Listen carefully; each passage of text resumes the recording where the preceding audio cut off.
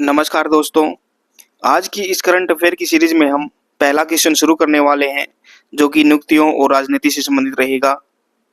प्रश्न नंबर 1। दिल्ली विश्वविद्यालय के प्रतिष्ठित सेंट स्टीफंस कॉलेज के 145 साल के इतिहास में पहली महिला प्राचार्य प्रिंसिपल कौन बनी है? इसका सही आंसर रहेगा option A, Susan Ilyas. Susan Ilyas ने इस ऐतिहासिक संस्था की पहली महिला प्राचार्य बनकर एक नया कीर्तिमान स्थापित किया है। इसके अलावा और ऑप्शन दिए गए थे। ऑप्शन बी, रीता बहुगुणा, यह एक वरिष्ठ राजनीतिज्ञ है। ऑप्शन सी, शांतिश्री दुलीपुड़ी, ये जेएनयू में पहली महिला कुलपति रही है। ऑप्शन डी, नीलिमा गुप्ता, ये विभिन्न विश्वविद्यालयों में प्रशासनिक पदों पर रही है। प्रश्न नंबर 2। मई 2026 में हेमंत बिस्वा शर्मा ने किस राज्य के मुख्यमंत्री के रूप में लगातार दूसरे कार्यकाल की शपथ ली? इसका सही आंसर रहेगा ऑप्शन बी, असम। हेमंत बिस्वा शर्मा ने अपनी लोकप्रियता और विकास कार्यों के दम पर असम में लगातार दूसरी बार सत्ता संभाली है। इसके अलावा ऑप्शन दिए गए थे। ऑप्शन ए, मणिपुर, यहाँ के मुख्यमंत्री एन वीरेन सिंह है। ऑप्शन सी, अरुणाचल प्रदेश, यहाँ पेमा खांडू के नेतृत्व में सरकार है। ऑप्शन डी, त्रिपुरा, यहाँ मणिक शाह मुख्यमंत्री हैं। प्रश्न नंबर 3। मई 2026 में किसे सर्वसम्मति से तमिलनाडु विधानसभा का अध्यक्ष स्पीकर चुना गया है? इसका सही आंसर रहेगा option C, JCD Prabhakar. JCD Prabhakar को सदन के सभी सदस्यों द्वारा सर्वसम्मति से अध्यक्ष चुना गया है। इसके अलावा ऑप्शन दिए गए हैं। ऑप्शन ए, एम के स्टालिन, ये तमिलनाडु के मुख्यमंत्री हैं। बी, उदयनिधि स्टालिन, ये राज्य कैबिनेट में मंत्री हैं। Option D, R N Ravi, ये तमिलनाडु के वर्तमान राज्यपाल हैं।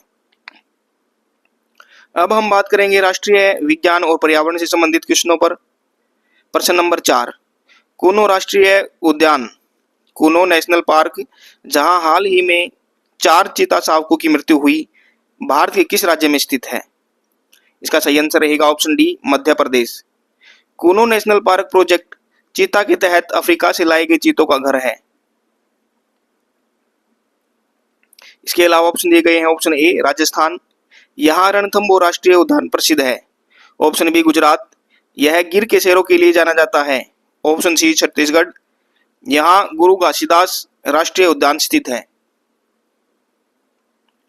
प्रश्न नंबर 5। भारत मौसम विज्ञान विभाग IMD ने ब्लॉक स्तर पर सटीक भविष्यवाणियां देने के लिए कौन से नए मॉडल को लॉन्च किया है? इसका सही आंसर रहेगा ऑप्शन ए, नया मानसून पूर्वानुमान मॉडल। यह मॉडल कृषि कार्यों के लिए स्थानीय स्तर पर मौसम की सटीक जानकारी प्रदान करने में मदद करेगा। इसके अलावा ऑप्शन दिए गए हैं। ऑप्शन बी, मेघदूत मॉडल, यह किसानों को सलाह देने वाला एक सिस्टम है। ऑप्शन सी, गरुड़ सिस्टम, यह अक्सर ड्रोन ऑपरेशन से संबंधित होता है। ऑप्शन डी, चक्रवात अलर्ट, यह केवल समुद्री तूफानों की सूचना देता है। प्रश्न नंबर 6। भारत का पहला anti narcotics task force ANTF police station कहां स्थापित करने की मंजूरी दी गई है? इसका सही ऑप्शन रहेगा ऑप्शन बी, नई दिल्ली। नशीली दवाओं के नेटवर्क को तोड़ने के लिए देश की राजधानी में यह विशेष समर्पित थाना खोला जाएगा। इसके अलावा ऑप्शन है। ऑप्शन ए, मुंबई, इसे भारत की आर्थिक राजधानी कहा जाता है। ऑप्शन सी, चंडीगढ़, यह पंजाब और हरियाणा की संयुक्त राजधानी है। ऑप्शन डी, हैदराबाद, यह IT और फार्मा हब है।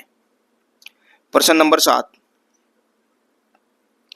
सुबनसिरी लोअर हाइड्रो इलेक्ट्रिक परियोजना किन 2 राज्यों की सीमा पर या उनसे संबंधित है? इसका सही आंसर रहेगा ऑप्शन सी, अरुणाचल प्रदेश और असम।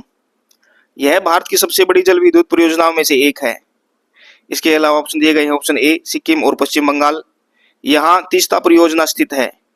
ऑप्शन बी, हिमाचल और पंजाब, यहाँ भाखड़ा नांगल बांध का क्षेत्र आता है। ऑप्शन डी, केरल और तमिलनाडु, यहाँ मुल्लापेरियार बांध का विवाद रहता है। प्रश्न नंबर 8। भविष्य के जलवायु जोखिमों का आकलन करने के लिए CEEW द्वारा विकसित की गई प्रणाली का नाम क्या है? इसका सही आंसर रहेगा ऑप्शन डी, CRAVIS प्रणाली। यह सिस्टम बढ़ते जलवायु परिवर्तन के खतरों को मापने और समझने में मदद करेगा। इसके अलावा ऑप्शन दिए गए हैं। ऑप्शन ए जल शक्ति, यह भारत सरकार का एक मंत्रालय है। ऑप्शन बी सुरक्षित भारत, यह एक व्यापक सुरक्षा पहल का नाम हो सकता है।